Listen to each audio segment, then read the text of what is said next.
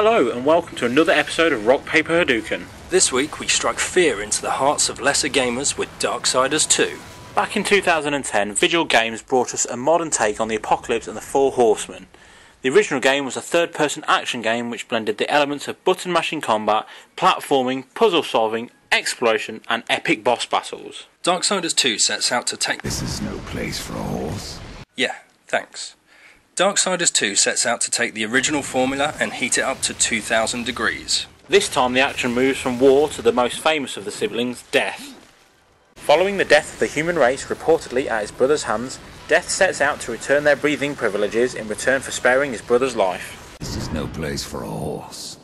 Okay. One of the issues this game has is an age-old problem of trying to expand a universe after the fact.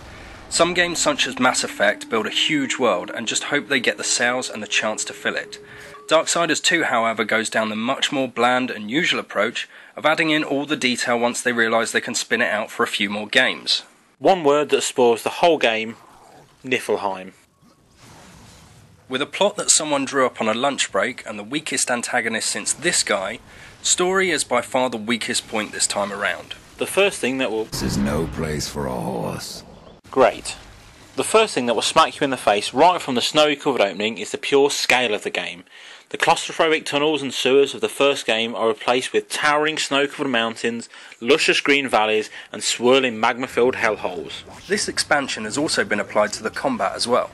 With combat being centred around Death's classic sides and the new secondary weapons, Death is ironically packing much more of a varied arsenal than his brother War. Along with secondary weapons, Death can now equip armour and charms to help him bring more, well, him to the battlefield. And where do you get these lovely tools? This is no place for a horse. Seriously, we get it. And where do you get these lovely tools of the trade, you might ask? Easy!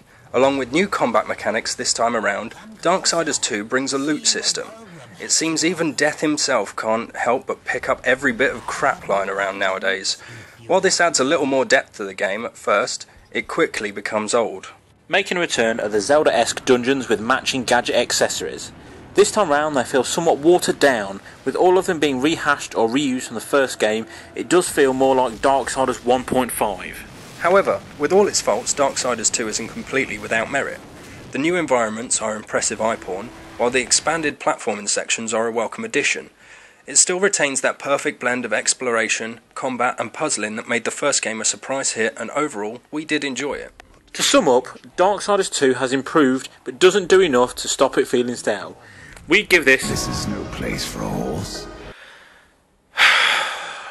We give this game 3 horses out of 5.